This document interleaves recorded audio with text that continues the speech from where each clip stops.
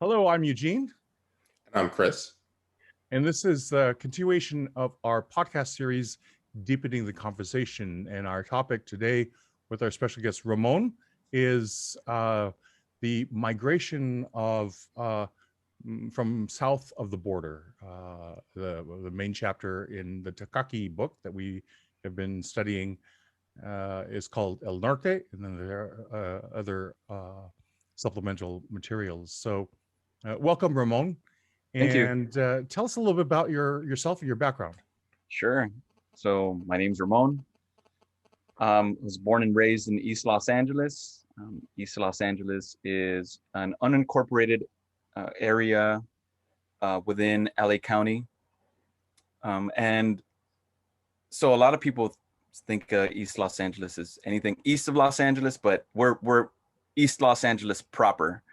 So it's what a lot of people think of when they think of, like lowriders and that kind of culture attached to it, gangsters, cholos, and the barrio. So that's where I'm from. I grew up here. I studied in history at UC San Diego, and I came back, been involved in education, and I lived in Germany for a year, speak German well enough to have a conversation. My parents are from my mom is Mexican, so she's from Chiapas, which is a southernmost state in Mexico. My dad's from El Salvador, which is a country in Central America. Yeah, they met here, and we've lived here most of our lives. So yeah, our family is here. We have family, and I have family in Mexico.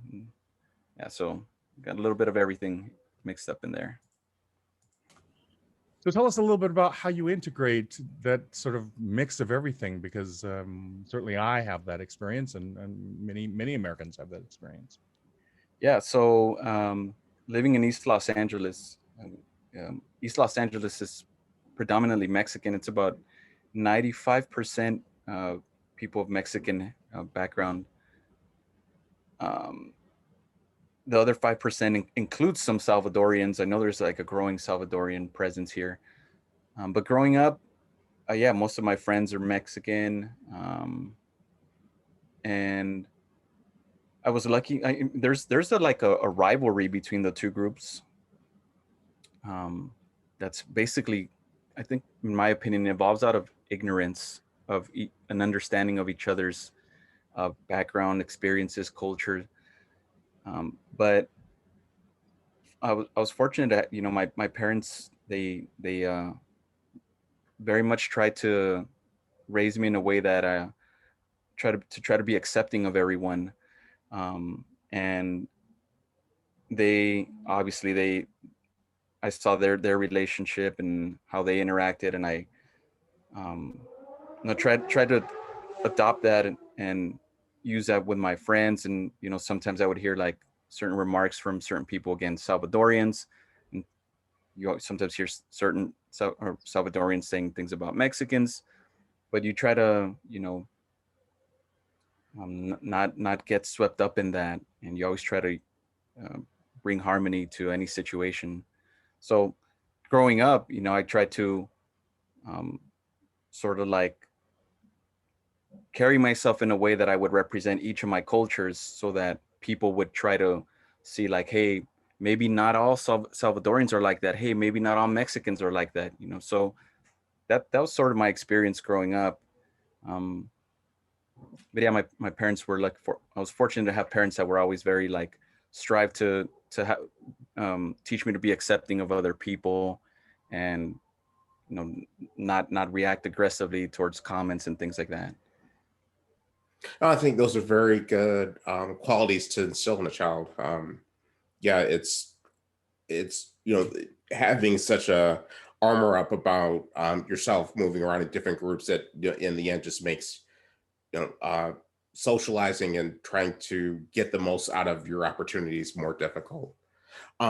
Would you mind talking a bit more about your neighborhood and how, like you mentioned, like how you kind of were trying to be a role model or instill an impression upon people that their notions of you may be misconceived. But could you go more about just the richness or the type of culture of your neighborhood?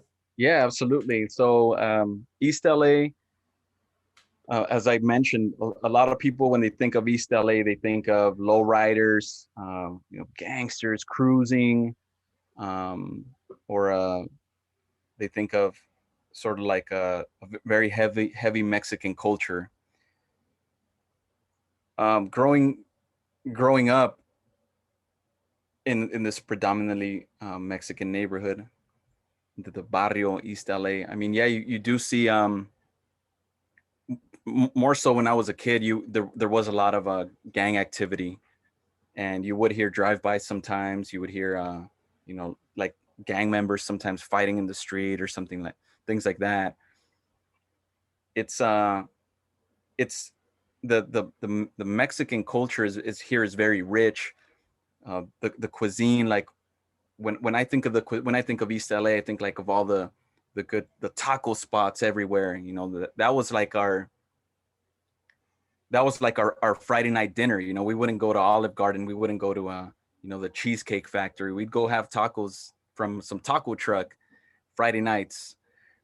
There's during the World Cup, there was a lot of like a Mexican support for the soccer team. So like when Mexico would win, everyone would be on the streets like shouting.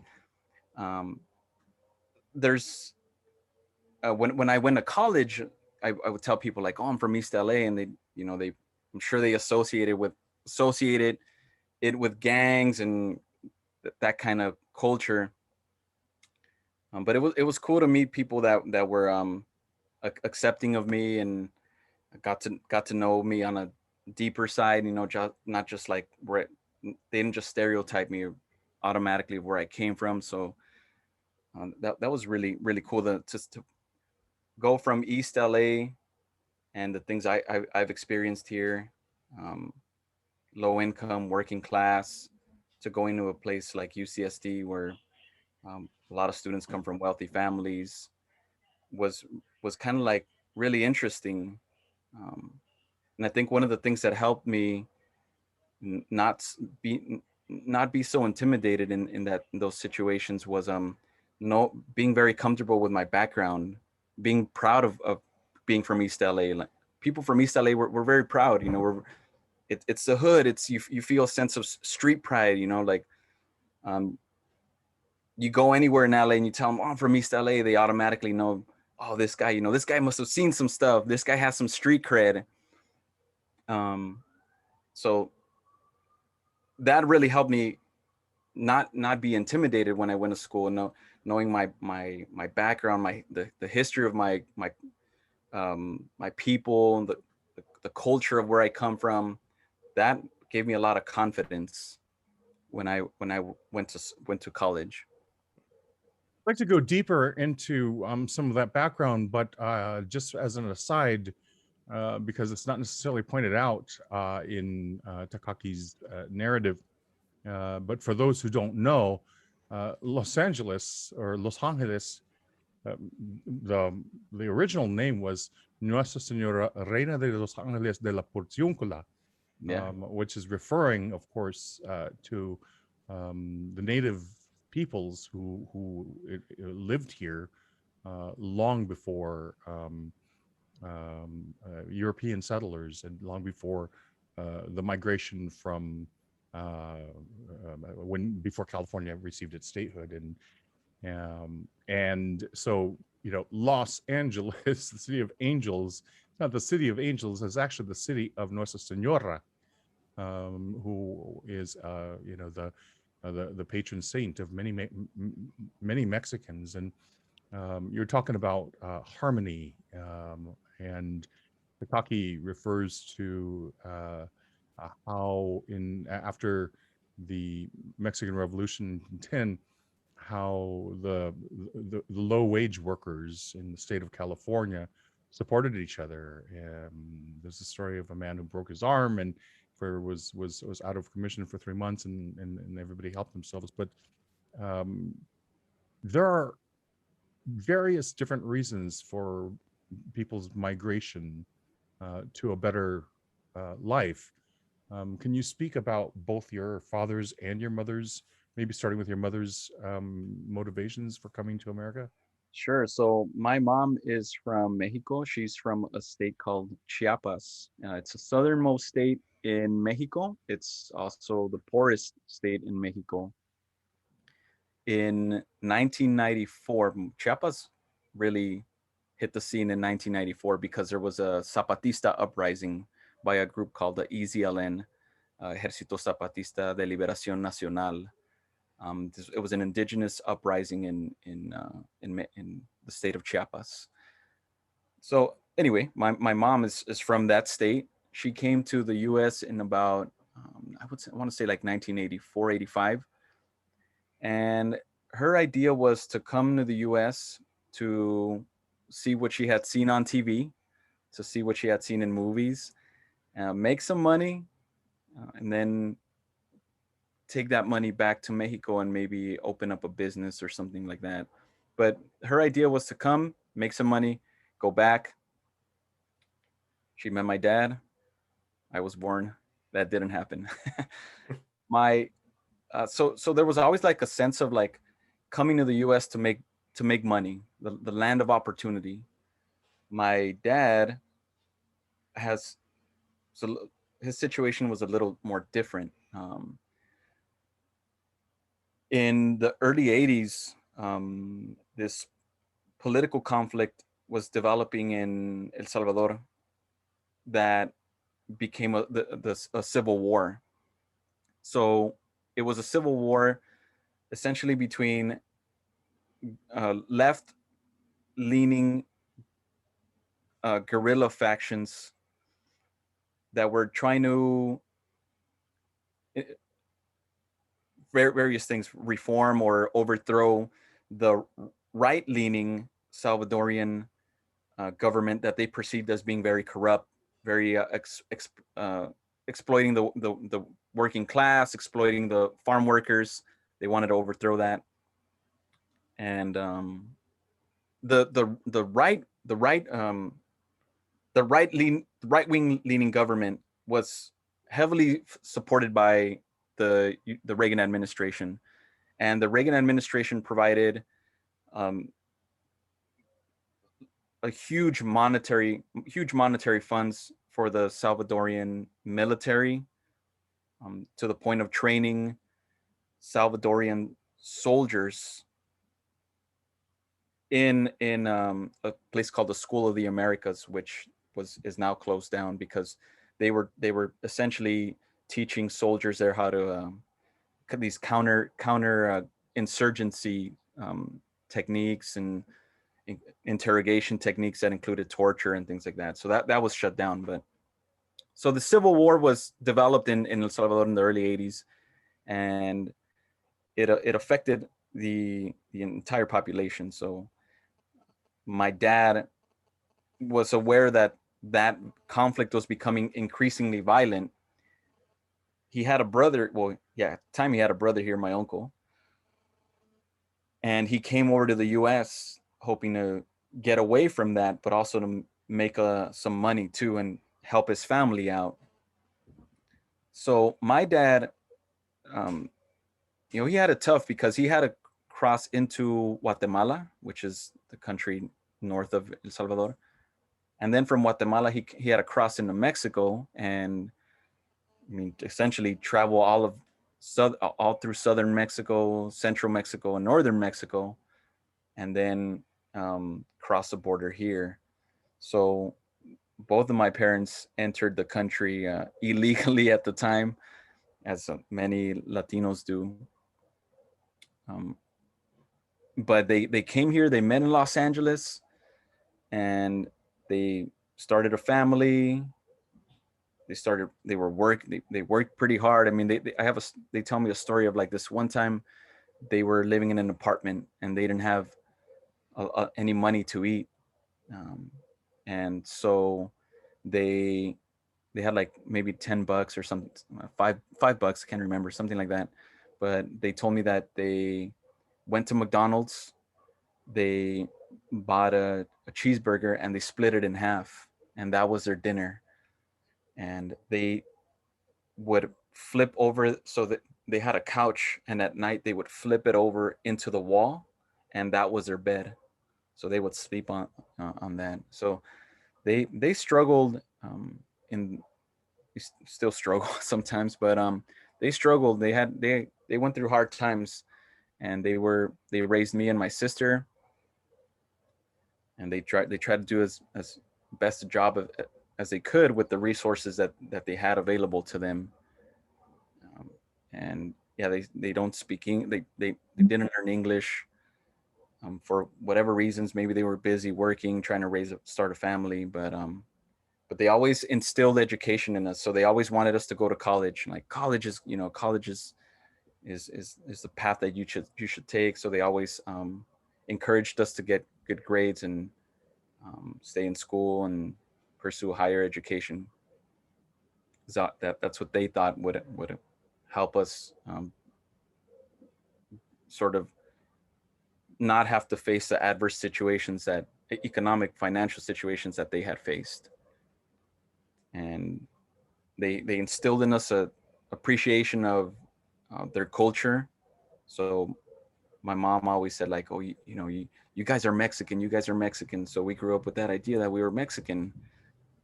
And she would have us read history books about Mexico, and she would tell us about her state and where she grew up. And my dad, he would always tell us stories about him growing up too. So that is, I think, very important in Latino cultures, connecting to your roots, having something to hold on to, a sense of tradition, a sense of continuity, that I think is lacking in a lot of mainstream American culture.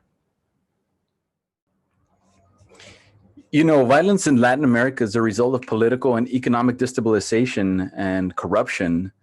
And for example, the violence in Mexico is a result of both Mexican political corruption and American drug consumption. And Mexican and Latin American leaders really just aren't living up to the responsibility they have as leaders. And they use their power for nepotism. They use their power for gain, and at the expense of the well-being of their people. I'll give you a clear example. The Partido Revolucionario Institucional, commonly known in Spanish as PRI, and which roughly translates to about Institutional Revolutionary Party. They dominated Mexican politics for about 70 something years, from the 1920s to 2000.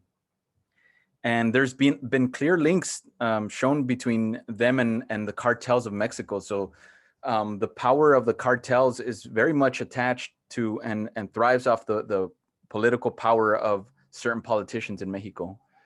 And these politicians completely control the political process. I recommend a really good documentary that I recommend. It's called 1994. It's on Netflix, and it goes into the events that transpired in the year 1994 in Mexico, including things about the political party that I mentioned, the Institutional Revolutionary Party. And it really talks about how there was links between them and drug cartels, and how corrupt the system is over there. And you really get a feeling for how difficult a change is in a country whose politicians are really rotten to the core. But returning to the topic of violence, at the same time, the main consumers of the drugs that cartels are smuggling are Americans. And Hollywood and the media love to promote this weed culture in movies and in music, and in shows. And Americans forget that this recreational pastime creates huge pockets of violence in Mexico and Latin America. And this kind of violence is unlike anything that we're accustomed to experiencing here. I mean, you have accounts of people getting kidnapped, often getting tortured, getting left, thrown on the side of the road, left for dead. And because the authorities are so corrupt, there's no investigation, there's no follow-ups. You have instances of groups of armed men going into clubs and shooting up the clubs, and people getting assassinated in broad daylight. And this happens in Mexico, this happens in El Salvador, this happens in Guatemala, really other parts of South America, Colombia, where the drug cartels have established a very huge presence, very strong presence, and I mean they dominate every aspect of certain regions, and really is anything that we experience here. And just today, for example, I was at lunch, and I went to have some I want to get some food, some seafood right here in East LA on Whittier Boulevard. And I was talking to this guy, and he was telling me, yeah, I'm from Nayarit, which is a state in Mexico. And I go, oh yeah, I've heard a lot of cool things about that place. Like there's a lot of good seafood, and he's like, yeah, man, but it's not a good idea to go right now because there's so much violence down there, and the cartels could have a shootout at any given time of the day that you can hear. There's a possibility of violence erupting, and it doesn't matter where. I mean, it doesn't matter. It's not like they're out in like the fields where they grow like drugs or weed, or it's not like out in the desert or something. I mean, it happens in the plazas, it happens in the main squares, and so violence is very much a part of Latin American society for the past few decades. So a lot of the people really can't tolerate those conditions anymore. Another example of violence and how like it touches every part of society is I usually go to Ensenada. I have a lot of family down there in Ensenada, and there's a lot of cool bars. There's a lot of cool clubs. And about I think last year or the year before, I remember my cousin he sent me a message. There's a famous bar called Papas and Beer, and there was some sort of there's some sort of confrontation between these two groups, and this one group left, came back and just shot up the place. Killed two people. Like the guys, my cousin sent me photos, and the guy's just laying there in a pool of blood, and there's people around him, and they can't do anything because these guys they'll shoot you if you try to get involved. So it's really bad, and it causes a lot of instability for people, and they don't feel safe anymore. You don't feel safe in your own hometown. You don't feel safe in your state, in your home state. You don't feel safe in your country, and that just really sucks. And people are coming to America, and they come to find safer living conditions and economic opportunities and an escape from the violence that plagues their homeland. And here they come and they feel they're treated, they're discriminated against. They don't feel comfortable here. They feel judged. They feel unwanted. And that's the plight of the immigrant, just, having to leave. They're having problems at home in their homeland. They're facing violence, all sorts of corruption, crime, and then they come here and they often find that they're not they don't feel wanted, or they're exploited and they're taken advantage of. So it's tough. It's tough for these people. It's really not easy. The amount of things they experience in their hometowns can be pretty barbaric. People getting kidnapped, like I said, tortured, and it could be anyone, anyone who is even perceived as crossing these groups, these cartels is often prone to encountering some sort of retaliation or violence. But it really is tough. It's something to think about as Americans. We have this opportunity to help people out, and we have this chance to show people compassion and care and appreciation, and we should embrace it and commit totally to helping people out, and trying to make create some sort of safety for people who come here asking for help and looking for better living situations, better living conditions.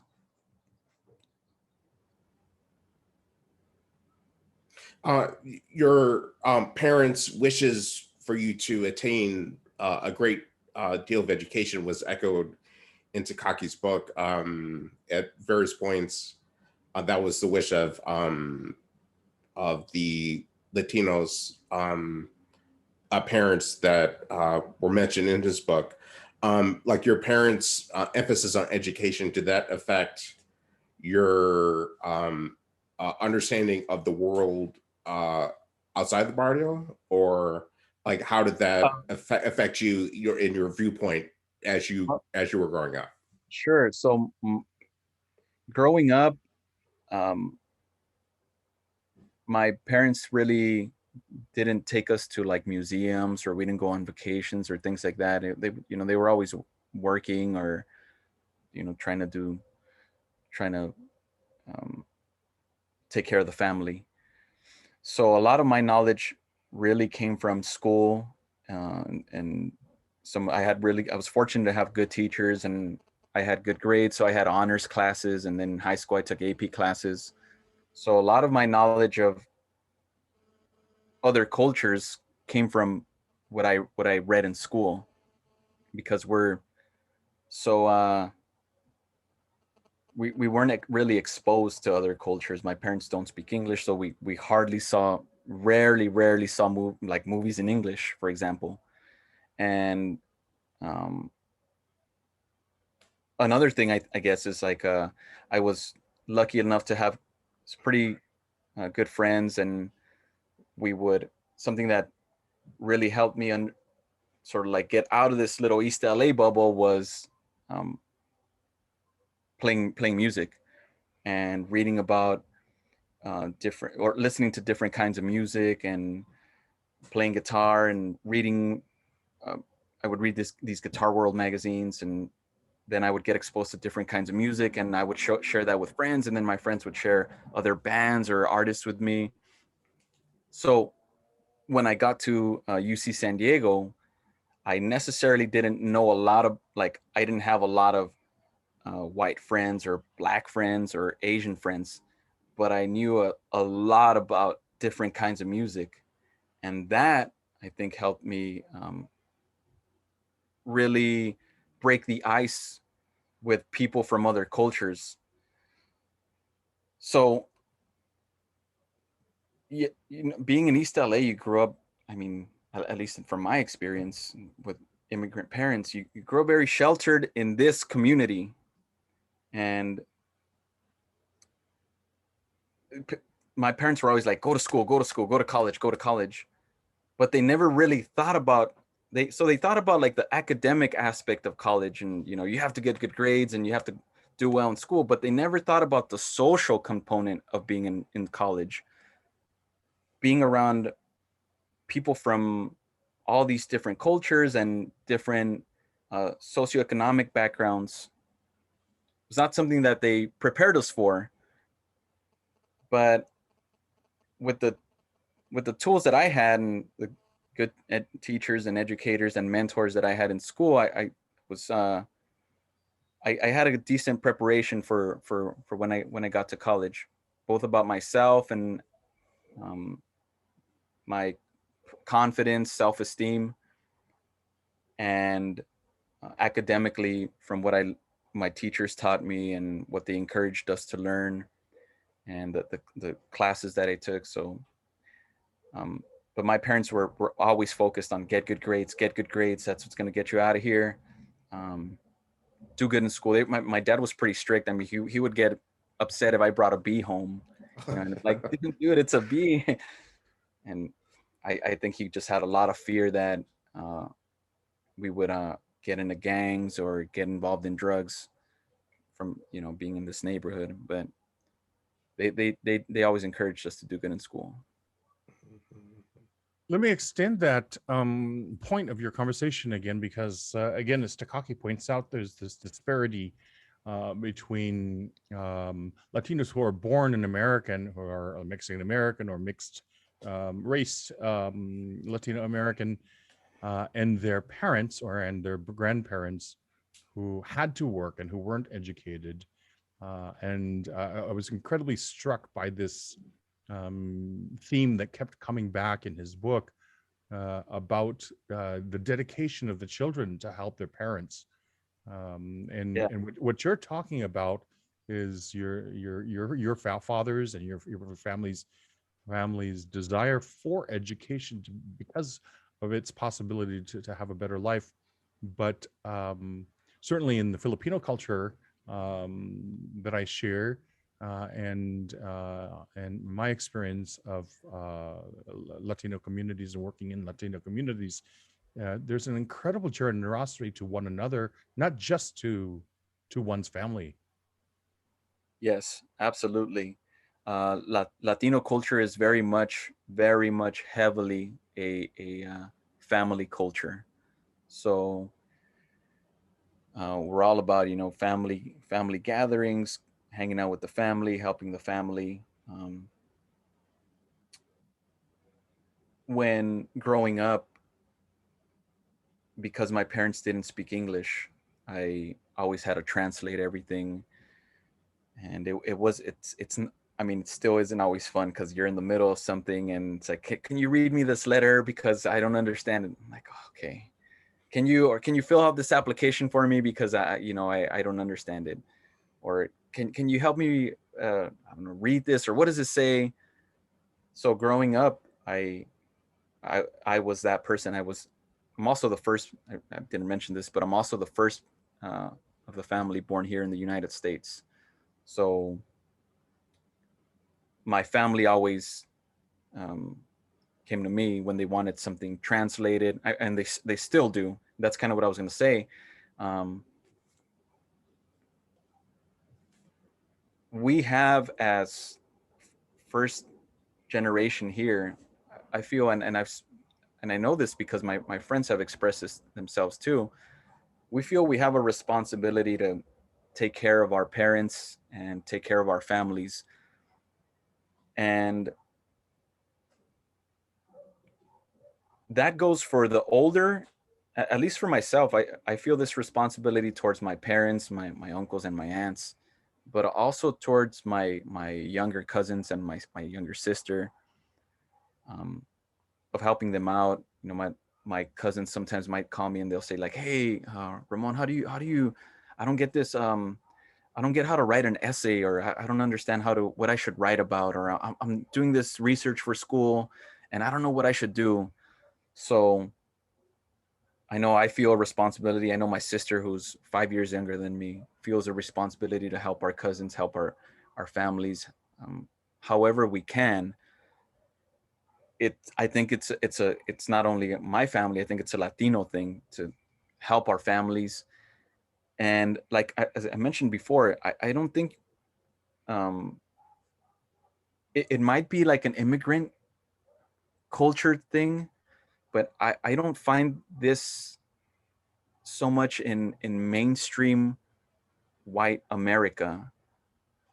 And I was talking to my friend who's Caucasian about this, and you know, she'll tell me things like, I haven't spoken to my parents in like 3 months. I'm like, what the hell? Like 3 months? Like I used to live in Germany and I'd call my mom like at least two times a week, at least.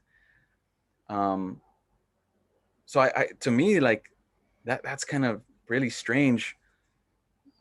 Or it seems like sometimes talking to some of my Caucasian friends, it seems like they feel like almost a burden to help their family. It's like almost a burden to help a family member.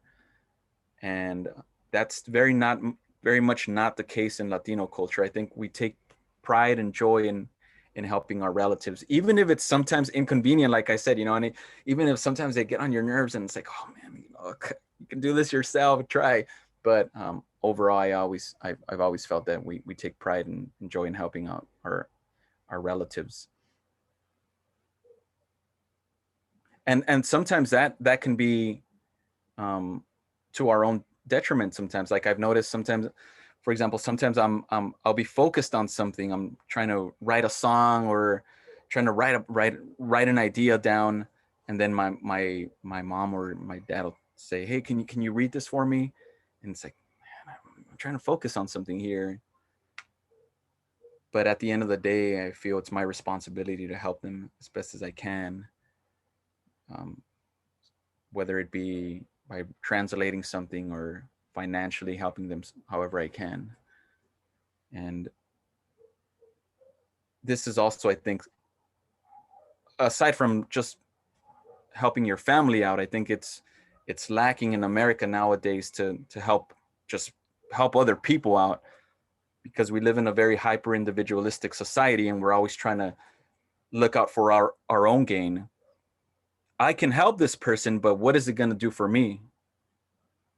And that's something that I wish more Americans would observe about Latino culture and maybe integrate that into their own ways of interacting with each other. No, I think that sense of compassion that you speak of, that sense of that will to help people, even if it's inconvenient or it doesn't immediately return a benefit. That's I think that's key to addressing some of these racial issues that our country has nowadays. Just the Absolutely. will. Absolutely. I think there's a, in America, there's a American culture is very heavily centered on competition and individuality and asserting that individuality, and both financially by being financially independent, but also socially by, I have my own house, I have my own car, I do things on my own, I don't need other people. And there isn't much of a sense of like a striving for community in American culture. And so a lot of the issues that our country is facing stem from beyond the political stuff. I think stem from just lack of empathy, lack of compassion, lack of seeing another person's struggle, or taking into consideration another person's experiences, and being more understanding, being more tolerant, and using a little bit more of wisdom to say, hey, maybe this person or this community or this group of people is that way because of the things they've experienced. And that goes for everyone too. I mean, Latinos understanding other cultures and other cultures understanding Latinos, and Asian cultures and black culture. So I think that understanding is lacking a lot in the United States. Yeah, I think it's a journey of a lifetime, and having these frank and open conversations is, no matter what the result is just the very tip of the iceberg of beginning to open up all of our eyes. And I know that the Latino culture is I think the last statistics I saw 80% Catholic, and or at the very least Christian. And I can't help but think of this story of St. Paul the Apostle, before when he was persecuting Christians, and had that experience, and the scales fell off his eyes. And so courage to look, and this podcast series, Deepening the Conversation, we're doing this, and we're not doing this perfectly. It's about gradually letting those scales fall off of our eyes so that we can see clearer and clearer and be able to talk to each other. So there are several takeaways from the sections in Takaki's book about the Latino immigration. it's pointed out that because of the Second World War and and Latinos' involvement, ability to serve in the military and be promised amnesty and so forth, Dianne Feinstein pointed out that without the Latino population, it could be possible that the entire California economy would just fall apart. Yeah. And the list goes on, and certainly into the Reagan Bush era.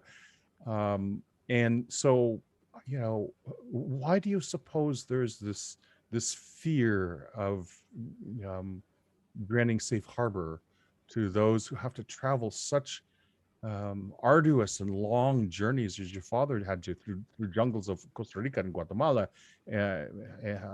to reach safety for their very lives, many of them, and then just being torn apart, parents from children, and on and on. Where do you think this fear is coming from? I think that fear comes from is there for various reasons. Obviously, I think one of the most, if you want to like play devil's advocate, is sometimes there are Latinos who are involved in gangs, and there are as I mentioned, my dad is from El Salvador, and in El Salvador there's a after the Civil War, there's these opportunistic gang groups really begin to sprout. MS-13, the cartels in Mexico. That there is crime. There are Latinos who are in gangs. There are Latinos who are involved in drug trafficking, and sometimes one person ruins it for everyone. Most people who come here want to work. They want to work. They want a better future for their families. What you hear on the news is maybe that 1 out of 1,000 who ruins it for the rest. We get involved in gangs, or there's criminal activity. It does happen. I mean, I'm from East LA. You see that around here. And I think maybe people who live in more sheltered communities might worry them, and they might think like, oh, these gang groups are moving into our neighborhoods, and when they might think that when they see a Latino person, a Mexican person, a Salvadorian person, a Guatemalan. But that crime is in every culture. Crime is in every. Anytime you find poverty, you're gonna have crime. The less poverty, the less people will be inclined to engage in criminal activity. The less people have a ambition and greed to have, really fancy cars, really luxurious homes. The more people are going to resort to crime to try to get those things if they can't get them by normal means. So I think the culture of our modern world, even I would say, is money, money, money. So going back to the fear thing, I think that people might also have a fear because they feel their maybe dominant culture is being threatened without realizing that Mexicans, Latinos have been in this state, in this country for a very long time. And as you mentioned, Los Angeles, that's a Spanish word. It comes from, Los Angeles was founded by Spanish-speaking people. And a lot of people don't take that history into account. I mean, if you look at, I've been driving up the 101 freeway the past few months, and along the 101, the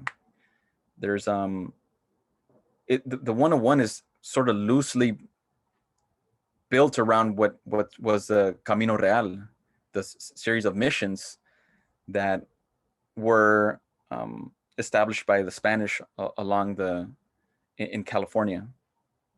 And people don't think about that kind of thing. So there's always been a heavy presence here of Mexicans, Latinos, people from indigenous backgrounds.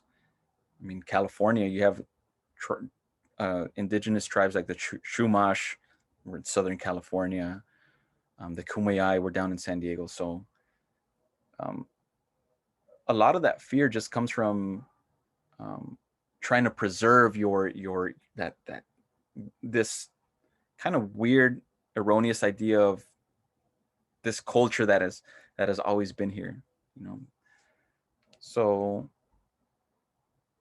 yeah, I think the fear stems from various parts, not just one.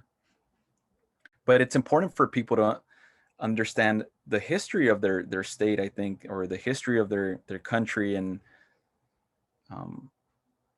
the same fear that Americans have maybe nowadays about immigration south of the border was the same fear that Americans had about immigration from Ireland in the mid 1800s, immigration from Germany, even.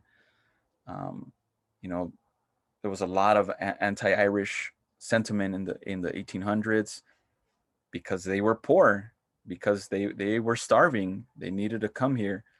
And same thing with Germany, very poor country, a lot of immigrants coming. But the cultural contributions of cultures to America is invaluable. What the Germans brought here, what the Irish brought here, what the Italians brought here, what Africans brought here, what the Chinese in San Francisco brought here. It's what makes our country so diverse and rich. And maybe there's some hope for America in that. Maybe there's some hope for us to get along because of the same problems that we're facing. No, that's all very true. In Takaki's book, he talks about the master narrative, which is basically a version of American history that's centered around white people. But I think if you look over the course of America, you can see, stories of courage and valor and ingenuity and genius across, every ethnic group that's come to America. And it's a shame that there are pockets of the country of white people who feel that to include one group is at the exclusion of themselves. And that's I think one of the reasons why we're kind of here in this space now. Yeah, and I think if once you let go of that fear, you find that you have a lot in common with other people. I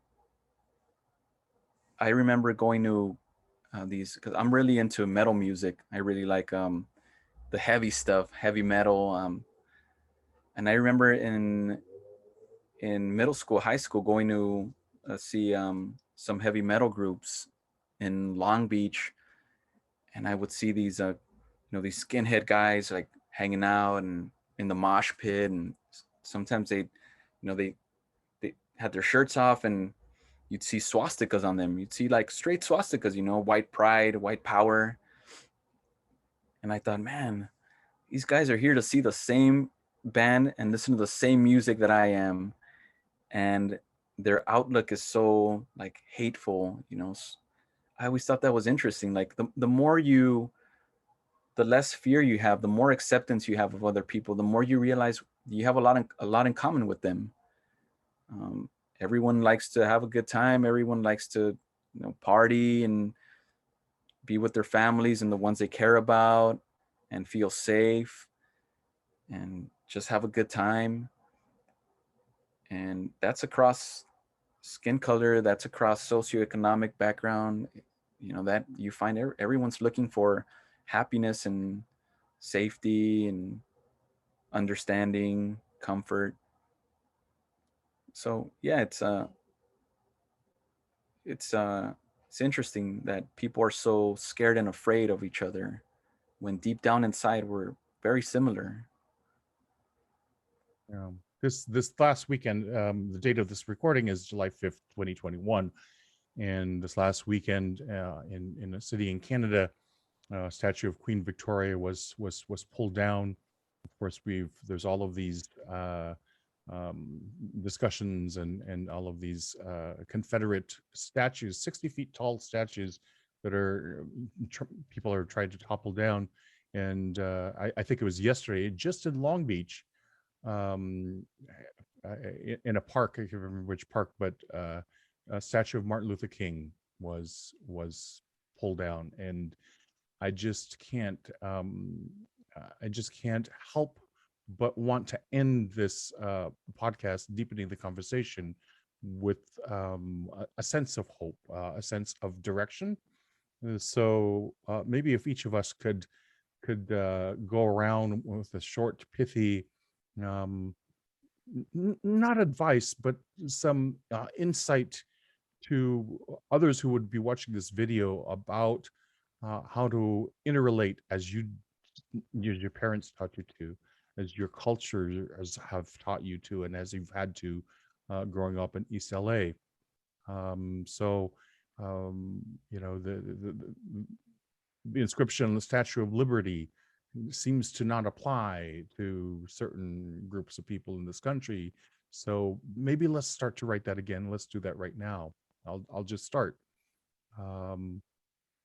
I have this aspiration for our lifetimes and the generations that are to come to follow us, that we stop asking one another, where are you from? No, I mean, where are your parents from? Because that doesn't define us. And as simple as that is, it's just the tip of the iceberg to a very complex problem. I wish we would listen to each other more. The saying, we have one mouth and two ears for a reason, meaning that, we learn a lot more by listening than talking sometimes. As you mentioned, Ramon, we do at the core of ourselves have a lot more in common with each other than we do differently. And even those differences, if you appreciate them in the right way, they add value to who we are, as individuals, as a country. So I think if we could, kind of tune down our need to talk or express ourselves, at least at first, and try to tune in and see where the other person is, I think that would contribute to a little bit more of a community and peace among all of us. I think, at least for me, I'd like to see a little break from everything's so politicized nowadays. I'd like to see people see themselves reflected in other people. We've all faced adversity. We've all suffered at some point. We've all faced challenges. Wherever people come from, whether you're, a racist skinhead in Mississippi, or you're a Salvadorian immigrant who's working at a restaurant in Los Angeles, or whether you're a Chinese person working in San Francisco or whatever.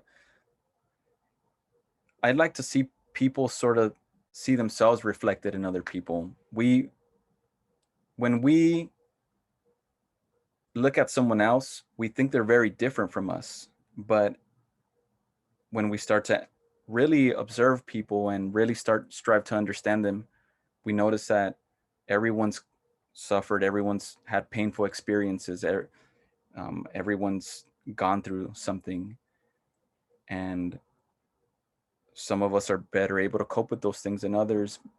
Some of us go down certain paths, but we've all been there. And if we can understand each other just a little bit and stop judging people like, this person is that way because that's what he wants to do, and whoa, let's get away from that. Let's try to understand what this person's experiences are like. If we can just do that, I think that would do a lot for our country. Starting to realize that we're all a lot more similar than we think, and our differences are most of the time just external. Thank you very much, Ramon, for joining us Thank you guys for today. having me. Appreciate it. Yeah, and just to kind of sum up, it is the opportunity to diminish this conditioned othering that's in all of us, that we all work on. If we could learn something from the Latino stories that you've shared with us today, it's that thing that we help each other. So thank you for being here. If you're watching this video, this is part of our podcast series, Deepening the Conversation, from our project Courage to Look. So please remember to like and subscribe. So thank you for joining us. Thank you, Eugene. Thank you, Chris, for having me. Appreciate it.